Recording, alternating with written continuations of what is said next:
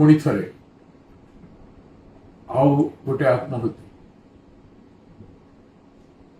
पट्टामुंडई केन्द्रापड़ा जिला झील गोटे छात्री पुलिस पाखे कंप्लेन करके 6-7 मास गला पुलिस तार एफआईआर कला नहीं एफआईआर पिटिशन से कौन पदक्षेप पुलिस नेला नहीं बारंबार से पुलिस स्टेशन जाइए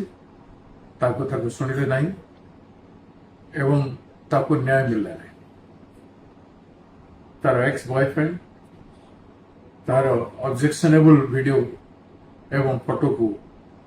रिलीज करेंगे बोली ब्लैकमेल लगातार कर से कंप्लेन कर साधारण गोटाए पदक्षेप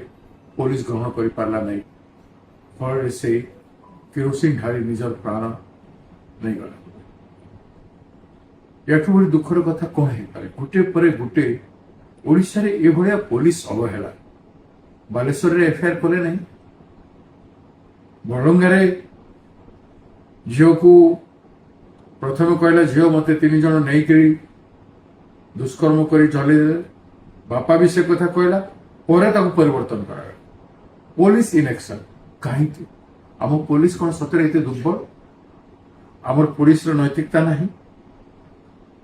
आमर पुलिस भल भल आईपीएस ऑफिसर माने थाइके भी पुलिस को नियंत्रण करि पारु नाहंती ना सरकार से मानन को जो स्कोप देवा कथा काम करिया पे से दे पारना आज काठगोड़ रे पुलिस ओडिशा रो विभिन्न पुलिस स्टेशन रे काम करथवा पुलिस भाई माने पुलिस विभाग एवं राज्य सरकार होम मिनिस्ट्री राज्य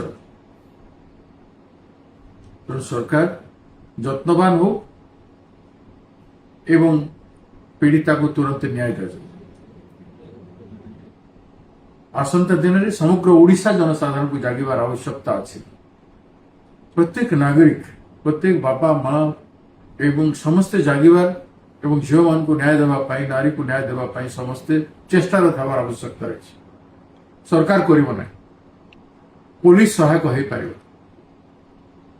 तो सर्वसाधारण को न्याय देवाई समस्ते तत्पर आवश्यकता है महिला को संगठित हमार आवश्यकता नारी सशक्तिकरण हमार आवश्यकता है नारी दुर्बल हमार उचित न प्रत्येक परिस्थिति मुकाबला करने शोषण शिकार हवा कथा नुह तो बहुत गुरुत्व समस्त समाज देवार आवश्यकता है।